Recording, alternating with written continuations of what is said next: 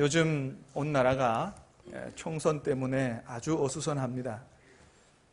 사실 총선이 본격적으로 시작하지도 않았는데 막 거리마다 예비 후보들이 나와가지고 새벽부터 밤늦게까지 명함을 돌리고 인사를 하고 막 그러는 모습들을 보게 되는데, 가만히 보니까 좀 지명도가 있는 그런 후보들 가운데는 옆에 같이 따라다니는 사람들이 얼마나 많은지 몰라요. 쫙 줄을 서서 그저 우리 후보가 최고라고 손을 지켜들고 우리 후보 뽑아달라고 밀어달라고 막 그렇게 열띤 응원을 하는 걸 보게 되는데,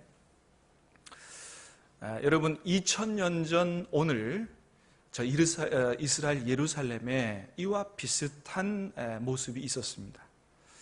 똑같은 건 아니지만 그때 당시에 예수님 이스라엘 사회에서 아주 주목받는 떠오르는 아주 요즘 말로 핫한 그런 인물이 한 분 계셨는데, 그분이 누구냐 하면 바로 예수님이셨습니다. 예수님 주위에 얼마나 많은 사람들이 따라다니는지. 왜 그러느냐? 예수님이 가는 곳마다 못하시는 게 없는 거예요. 만나는 모든 병자는 병을 가리지 않고 다 고쳐주시고 귀신도 쫓아내시고, 세상에 오병 이어가지고 그저 몇만 명씩, 남자만 5,000명이니까 그냥 모여든 다 사람 다 따지면 한 몇만 명 되겠죠. 그 사람들도 다 먹이고 못하시는 게 없는 거예요. 그래서 사람들이 가만히 보니까 이 예수님이 우리가 그렇게 기다리던 바로 우리를 구원해 주러 오신 바로 메시아구나, 이렇게 생각을 한 거예요. 그래서 제자들을 위시해서 많은 사람들이 예수님 주위에 몰려들어서 그저 우리 예수님 최고라고, 이분이 메시아라고, 저렇게 여러분 그림 보는 것처럼 그렇게 해서 주님 주위에 많은 사람들이 따라다녔는데, 이렇게 이 예수님이 바로 우리나라를 구원해 줄 메시아라고 생각하고 있었던 그 사람들이 때마침 오늘 본문에서 보는 것처럼 이 예수님이 이제 이스라엘의 수도 예루살렘 성에 올라가시니까 사람들이 어떻게 생각했냐 하면, 그래 드디어 오늘 이제 예수님이 예루살렘 성에 올라가시면 왕위로 등극하시고 이제 우리나라를 구원시켜 주실 것이다. 그래서 그 부푼 기대를 가지고 얼마나 예수님을 환영하고 환호했다, 이런 얘기가 여러분 오늘 본문에 우리가 읽은 이야기입니다. 37절 38절에 자세하게 나와 있는데, 우리 다시 한번 2000년 전 오늘을 상상하시면서 한번 말씀을 읽어보도록 하겠습니다. 시작. 이미 감람산 내리막길에 가까이 오사 모든 능한 일로 인하여 기뻐하며 큰 소리로 하나님을 찬양하여 이르되, 주의 이름으로 오시는 왕이여 하늘에는 평화요 가장 높은 곳에는 왕이로다 하니. 아멘. 자, 주위에 몰려든 사람들이 뭐라고 그렇게 환호하고 찬양하고 있는 걸 보게 돼요. 찬송하리로다 주의 이름으로 오시는 왕이여. 그렇습니다, 여러분. 2000년 전 오늘의 그 주님 옆에 몰려든 사람들이 이 예수님을 정말로 우리가 기다렸던 그 메시아요, 그 왕이라고 생각하고 자기들이 할 수 있는 최고의 환호, 최고의 찬양을 지금 예수님 앞에 올려드리고 있는 것들을 보게 됩니다. 사랑하는 여러분, 예수님은 2000년 전이나 오늘이나 동일하게 유대인의 왕만이 아니고 온 세상의 왕이요, 저와 여러분의 주님이요 왕 되시는 줄로 믿습니다. 그래서 오늘 우리가 예배 시작하면서 어떤 찬양을 드렸어요? 예수 우리 왕이여. 믿습니까? 그래요. 사랑하는 여러분, 예수님이 우리의 왕이세요. 내 인생의 왕이세요. 그러므로 오늘 우리가 드리는 이 찬양 경배, 이 예배, 정말로 우리의 왕 되신 주님 앞에 온전하게 진정하게 올려드리는 그런 예배 될 수 있게 되기를 주님의 이름으로 축원합니다. 자, 이렇게 이 이스라엘의 왕 되신 예수님께서 이제 예루살렘에 올라가시는데, 근데 그 타고 가시는 게 조금 이상합니다. 뭘 타고 올라가세요? 나귀 새끼를 타고 올라가시죠. 여러분, 예수님이 이 이스라엘의 왕쯤 되면 사실은 뭘 타고 가야 격이 맞아요? 멋진 백마라든지, 백마가 아니더라도 아주 멋진 그런 비싼 말 타고 가야 이게 격이 맞는데, 또 얼마든지 예수님은 그렇게도 하실 수 있는데, 그런데 그런 멋진 말이 아니고 뭘 타고 가셨다고요? 나귀 새끼를 타고 가셨다는 거예요. 나귀 새끼. 왜 그렇게 하셨느냐? 일부러 그렇게 하셨습니다. 일부러. 왜냐하면 예수님은 나귀 새끼를 타고 예루살렘에 올라가심으로 말미암아 내가 바로 구약 성경에서 예언되어져 있는, 구약 성경에서 말씀하신 오시기로 예비되어 있고 예언되어 있던 바로 그 왕이요, 바로 그 메시아라는 사실을 온 세상에 드러내시기 위해서 일부러 나귀 새끼를 타고 올라가셨어요. 여러분 잘 아시는 것처럼 구약 성경에 이스라엘의 왕으로 오시는 분이 나귀 새끼 타고 오신다는 예언의 말씀이 있지요. 어디에 있어요? 스가랴서 9장 9절. 잊어먹지는 말라고 9장 9절에 되어 있어요. 스가랴서 9장 9절. 다 같이 한번 읽어보겠습니다. 시작. 시온에 따라 크게 기뻐할지어다. 예루살렘에 따라 즐거이 부를지어다. 보라, 내 왕이 내게 임하시나니 그는 공의로우시며 구원을 베푸시며 겸손하여서 나귀를 타시나니 나귀의 작은 것 곧 나귀 새끼니라. 아멘. 이게 스가랴서 9장 9절에 있는데, 스가랴 선지자는 예수님 오시기 전 한 400년, 500년 전에 하나님의 부름을 받아서 예언 활동을 하던 분이에요. 스가랴서를 읽어보면 전반부에는 주로 스가랴가 어떤 예언 활동을 하냐 하면 바벨론 포로에서 돌아온 이스라엘 백성들이 성전 건축하다가 그만 주저앉아 버렸어요. 그래서 하나님의 학개 선지자 스가랴 선지자를 불러서 힘을 내고 용기를 얻어가지고 성전 건축을 다시 하라, 이 말씀을 하시는 거예요. 근데 이 스가랴 선지자가 그런 예언을 하다가 후반부에 가서는 어떤 예언을 하냐 하면 이 메시아가 오심에 대한 예언을 하고 있는 걸 보게 돼요. 그래서 스가랴 9장 9절에 바로 그런 말씀이 있는 거예요. 예루살렘에 사는 사람들아 크게 기뻐하고 즐거워해라. 왜? 바로 너희의 왕이 오실 것이기 때문이다. 너희의 왕이 오실 것이기 때문이다. 그는 공의로우며 구원을 베풀며 그는 겸손한 분인데, 그래서 뭘 타고 오실 거다? 나귀 새끼를 타고 너희 왕이 예루살렘으로 오실 거기 때문에 기뻐하고 즐거워하라고 예언되어져 있는 거예요. 그래서 예수님이 예루살렘 성에 올라가실 때 다른 게 아니고 뭐예요? 예언되어져 있는 말씀을 이루기 위하여 바로 나귀 새끼를 타고 올라가신 거예요. 바로 내가 구약 성경에서 오시기로 예언되어져 있던, 약속되어져 있던 바로 그 왕이라고 주님이 행동을 통해서 말씀을 하고 계시는 거죠. 여러분 그렇습니다. 그래서 스가랴서 9장 9절에 보면 예수님께서 분명한 이스라엘의 왕이시라는 사실을 알게 됩니다. 근데 그 다음 절 10절에 보면 예수님께서 단순히 이스라엘의 왕이 아니고 그것을 더 넘어서는 엄청난 분이심을 말씀하고 있어요. 스가랴서 9장 10절 말씀을 같이 읽어봅니다. 시작. 내가 에브라임의 병거와 예루살렘의 말을 끊겠고 전쟁하는 활도 끊으리니 그가 이방 사람에게 화평을 전할 것이요 그의 통치는 바다에서 바다까지 이르고 유브라데 강에서 땅 끝까지 이르리라. 아멘. 여러분 그렇습니다. 10절에 의하면 예수님의 통치는 단순히 이스라엘에만 국한되는 게 아니고 어떻게 해요? 유브라데 강에서 땅 끝까지 이르는 온 세상의 왕이요 만왕의 왕이시라고 말씀하고 있는 것을 보게 돼요. 할렐루야. 그렇습니다. 여러분 이 예수님이 만왕의 왕 되신 예수님, 바로 그분이 바로 저와 여러분의 왕이심을 믿습니다. 우리가 섬기는 주님, 우리가 모시는 왕은 이스라엘의 왕만이 아니고 온 세상의 만왕의 왕이시라는 거예요. 왕이신 나의 하나님, 내가 주를 높이고 영원히 주의 이름을 송축하리이다.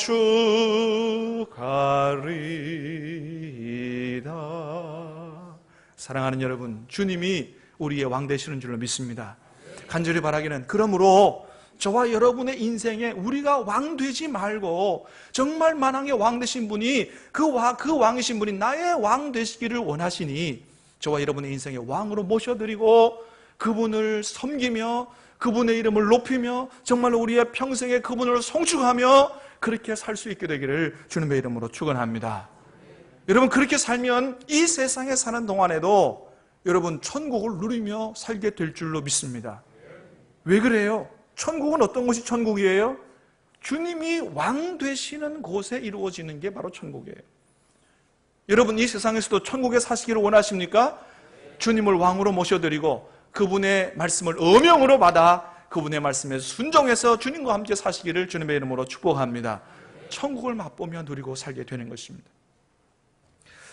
자, 여러분 그렇게 만왕의 왕이신 그분이 나귀 새끼를 타고 예루살렘으로 올라가셨는데, 자, 왜 예루살렘에 올라가셨느냐? 그것은 바로 저와 여러분에게 구원을 베풀어 주시기 위해서 올라가셨다는 거예요. 자, 우리 스가랴서 9장 9절 말씀을 한번 다시 봅니다. 시작. 시온에 따라 크게 기뻐할지어다. 예루살렘에 따라 즐거이 부를지어다. 보라, 내 왕이 내게 임하시나니 그는 공의로우시며 구원을 베푸시며. 아멘. 그분은 구원을 베풀어 주시려고 예루살렘에 올라가셨다. 구원을 베풀어 주시는 왕이 바로 예수님이시다, 그런 거예요. 자, 그런데 주님이 구원을 베풀어 주시는데 그 구원은 어떤 구원이냐? 그건 어떤 구원이냐 하면 당시 이스라엘 사람들이 바라고 있었던 그런 정치적이거나 그런 군사적인 그런 힘으로 나라를 구원하는 그런 구원이 아니라 죄로 말미암아 영원히 하나님께로부터 버림받아서 지옥에 가서 영원 멸망할 수밖에 없었던 우리들, 온 인류를 구원하시기 위한, 지옥 가운데서, 지옥의 권세 가운데서 우리를 구원하시기 위한 그런 구원을 베풀어 주시는 왕이시라는 거예요. 그런데 2000년 전에 당시의 이스라엘 사람들은 이것을 몰랐어요. 예수님께서 우리로 하여금 지옥에서 구원해 주시는, 우리를 구원해 주시는, 지옥에서 구원해 주시는 그런 왕이신 것을 몰랐다는 거예요. 그래서 2000년 전 이스라엘 사람들은 오늘 우리들처럼 어떤 왕을 바랬느냐? 지금 우리 먹고 살기 너무 힘드니까, 당시에 이스라엘은 로마의 식민지 가운데 있었으니까 좀 이 다윗 같은 그런 놀라운 정치력, 군사력을 가지는 왕이 와서 우리나라를 이 식민지 통치에서 해방시켜주고 좀 먹고 살 수 있도록, 우리나라가 부강하고 강대국 될 수 있도록 그렇게 해주는 그런 왕을 기대하고 있었다는 거예요. 그런데 가만 보니까, 아니 그 메시아라고 생각하고 우리의 왕이라고 생각했던 이 예수가 하는 모습을 보니까 뭐 왕이 등극하고 말이지, 뭐 멋지게, 예? 정치를 하고 이러는 게 아니고, 대제사장들 서기관들에게 붙잡혀가지고 꼼짝도 못하고 끌려다니면서 아무런 힘도 발휘 못하고 무기력한 그런 모습을 보이고 있는 거예요. 그러니까 자기들의 기대하고는 너무 다른 예수님의 모습을 보니까 이 사람들이 너무 화가 났어요. 분노가 치미는 거예요. 그래서 뭐라고 해요? 나중에는, 처음에는 예수님이 우리 왕이라고 그렇게 환영하던 사람들이 예수를 십자가에 못 박으라고 그렇게 소리를 지르게 된 것이죠. 한마디로 말하면 자기들의 문제를 해결해 주지 않는 예수, 자기들의 소원을 이루어 주지 않는 예수, 그런 메시아는 필요 없다는 거예요. 사랑하는 여러분, 여러분은 어떤 예수님을 원하십니까?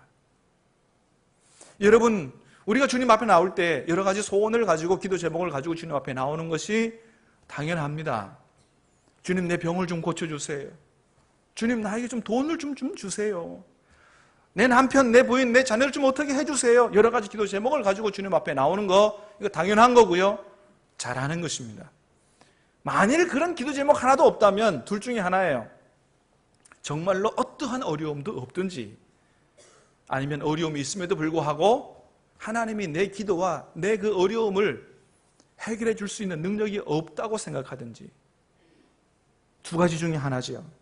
여러분, 그러나 우리는 이것을 분명히 알아야 됩니다. 뭐냐 하면, 우리가 하나님 앞에 내가 가지고 있는 여러 가지 기도 제목, 어려움들을 알면서 이 기도를 들어주시고 해결해 주시기를 원하고, 또 그럴 수도 있지만은, 그러나 주님은 우리의 주님이시요 우리의 왕이시지, 단지 우리의 어려운 문제를 해결해 주기 위한, 우리의 요청에 도움 주기 위해 있는 그런 종이 아니라고 하는 사실이에요. 사랑하는 여러분, 주님이, 저와 여러분의 주님이 왕이신 줄로 믿습니다. 종이 아니라는 거예요. 그러므로 우리의 원하는 대로 기도가 응답되지 않았다 할지라도 여전히 저와 여러분들은 예수님을 주님으로 모시고 내 인생의 왕으로 모시고 살아야 될 줄로 믿습니다. 여러분, 사실 예수님께서 2000년 전에 나귀 새끼 타고 예루살렘에 올라가신 것은 저와 여러분에게 우리가 지금 필요로 하는 것과 비교할 수 없을 만큼 중요한 것을 주시러 예루살렘에 올라가셨다는 거예요. 여러분, 그것이 무엇입니까? 십자가를 지고 죽으심으로 말미암아 몸을 찢으시고 모든 피를 다 흘려 십자가에서 죽으심으로 말미암아 마침내는 저와 여러분의 모든 죄를 해결하시고 지옥 갈 수밖에 없는 우리를 구원해서 천국과 영생을 주시기 위해서, 그래서 낙이 타고 예루살렘에 올라가셨다고 하는 것입니다. 여러분, 예수님이 십자가 지심으로 우리에게 주신 것은 지금 우리가 필요한 것, 우리의 어려운 문제들, 이 생활고 이거 해결해 주는 것과는 비교도 할 수 없을 정도로 중요한 것입니다. 여러분, 그렇지 않아요? 세상에서 얼마나 잘 먹고 잘 살아도 언젠가 우리가 다 세상을 떠나게 될 텐데, 이 세상을 떠날 때 천국에 대한 소망이 없이 어디로 갈지도 모르고 지옥에 떨어진다고 한다면 이 세상에서 잘 먹고 잘 사는 게 무슨 소용이 있느냐 하는 것이죠. 사랑하는 여러분, 그러므로 2000년 전에 저와 여러분을 구원하시기 위해서 낙이 타고 예루살렘에 올라가 십자가를 지신 그 십자가의 주님, 이 십자가의 주님을 저와 여러분이 변함없이 사랑하고 섬겨 살아야 할 줄로 믿습니다. 이 사랑이 주님을 향한 이 사랑이 영원히 변치 않게 되기를 주님의 이름으로 축복합니다. 여러분, 독일에 슈테른베르그라고 하는 화가가 있었다 그래요. 이 사람은 교회의 요청에 의해서 예수님의 모습을 그리는 성화를 많이 그렸는데, 성화를 그리는 이 화가가 어느 날은 누드 모델을 그리는 그런 일을 했다고 그래요. 어느 한날 이 누드 모델 그림을 그리고 있는데 마침 그 장소에 자기가 예전에 그렸던 예수님의 그림, 그 성화가 걸려 있더라는 거죠. 누드 모델이 가만히 보니까 성화가 걸려 있어요. 그래서 화가에게 물어봤답니다. 화가님, 저 그림은 무슨 그림입니까? 그랬더니 화가가 대답합니다. 예, 예수님께서 우리의 죄를 짊어지고 죽으시는 그러한 장면입니다. 이 누드 모델이 깜짝 놀랐어요. 아니, 우리의 죄요? 그러면 예수님께서 나의 죄, 선생님의 죄, 우리 모두의 죄를 짊어지시고 저렇게 십자가 죽으셨단 말입니까? 물어봤더니 화가가 대답합니다. 네, 그렇습니다. 사실 그때는 별 생각 없이 그렇게 대답했어요. 근데 그런 대답을 하고 있다 보니까 마음속에 뭔가 이 요동이 일어나기 시작했어요. 그날 밤에 집에 돌아가서 그 마음속에 일어나는 그 요동이 끊이질 않았어요. 그래서 정말로 예수님께서 십자가에서 돌아가신 의미를 다시 한번 깊이 생각하게 됐어요. 성경을 펴놓고 읽습니다. 성경을 펴놓고 읽는데 마음속에 큰 감동이 밀려왔어요. 예수님의 십자가의 그 고통의 의미, 십자가의 죽으심의 의미가 마음속에 깨달아지기 시작했어요. 손을 들고 주님을 찬양하기 시작했어요. 눈에서 흐르는 뜨거운 눈물을 주체할 길이 없었어요. 그때 다시 한번 주님의 십자가의 그 죽음의 의미가 바로 무엇인지를, 바로 나를 위해서 죽으셨다고 하는 사실이 새롭게 마음에 깨달아지면서 눈물을 흘리면서 예수님의 그 십자가의 그림을 다시 그리기 시작했다고 해요. 눈물과 감격으로 다시 그리기 시작했는데 그것이 바로 에케이 호모라고 하는 그림이라고 합니다. 저 그림이에요. 뜻은 이 사람을 보라. 눈물로, 기도로 다시 그린 그림. 그래서 이 그림을 다시 그렸는데 오랜 후에 어떤 사람이 이 그림을 보고 큰 감동을 받고 찬송가를 작사를 하나 만듭니다. 프란시스 헤버갈이라고 하는 사람이 찬송을 하나 만드는데 그게 뭐냐 하면 이거예요. 오늘 우리가 부른 찬송입니다. 내 너를 위하여 몸 버려 피 흘려. 같이 한번 할까요? 내 죄를 속하여 살 길을 주었다. 너 위해 몸을 날 무엇 주느냐. 너 위해 몸을 주건만 날 무엇 주느냐. 아멘. 프란시스 헤버갈이라고 하는 사람은 그 그림을 보고 주님의 음성을 들은 거예요. 내가 널 위해 몸을 주건만 너는 날 위해 무엇 주었냐. 여러분은 오늘 십자가를 보시면서 어떤 음성이 들리십니까? 혹시 여러분에게도 오늘 우리가 이 부른 찬송, 이 프란시스 헤버가리라고 하는 사람이 들었던 그런 주님의 음성이 들리십니까? 내가 너를 위해서 몸 버려 피 흘려 너를 살렸건만 너는 나에게 무엇을 주느냐? 사랑하는 여러분, 이런 음성을 듣는 우리는 주님 앞에 어떤 기도를 드려야 될까요? 이제까지 우리가 주님 이것도 주세요, 저것도 주세요. 물론 그런 기도 해야 됩니다. 그러나 이제는 그런 기도만 할 것이 아니고 주님 나를 위해서 몸 버려 피 흘려 나를 구원하셨으니 주님 내가 이제는 주님 앞에 무엇을 드릴 수 있을까요? 여러분, 우리가 이런 기도를 드려야 하지 않겠습니까? 여러분, 오늘 본문에 우리가 잘 아는 나귀의 주인의 모습을 보고 늘 우리가 감동을 받습니다. 여러분, 예수님께서 십자가 지시로 예루살렘 가까이 오셔서 제자들 둘을 보내시면서 맞은편 마을로 가면 아무도 타보지 않은 그런 나귀 새끼를 만나게 될 거다. 풀어 끌고 오너라. 누가 뭐라 그러거든 뭐라 그러라고요? 주께서 쓰시겠다 하라. 그리하면 어떻게?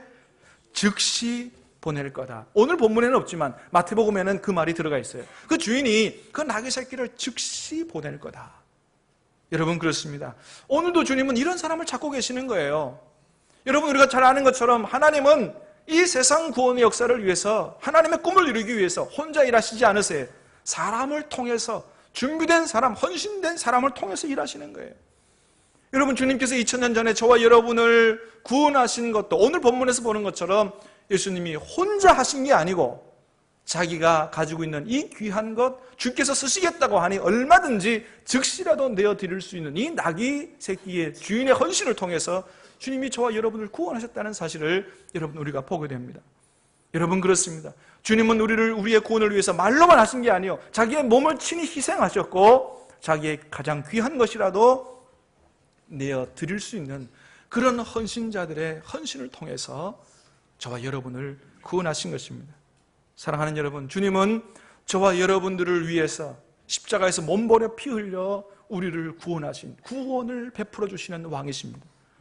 오늘 그 주님 앞에 주님, 나는 무엇을 드릴 수 있을까요? 내가 무엇을 드릴까요? 정말 진지한 마음으로 결단하고 헌신하는 이 시간이 될 수 있게 되기를 간절히 바랍니다. 마지막으로는 주님은 평화를 주시러 오신 평화의 왕이십니다. 이 평화는 우리의 마음에 평화를 주시는 것도 물론이겠지만은, 그러나 더 중요한 건 뭐냐 하면 하나님과의 관계에 있어서의 평화를 주시러 오셨다, 그런 말입니다. 나귀 새끼를 타고 예루살렘으로 올라가시는 예수님께서 또 한 번 이상 행동을 하십니다. 나귀 새끼 타는 것도 이상 행동이지만 또 한 번 이상한 행동을 하시는데, 그건 뭐냐 하면 예루살렘을 보시면서 통곡을 하시고 우셨던 거예요. 41절 말씀을 한번 같이 읽어보겠습니다. 시작.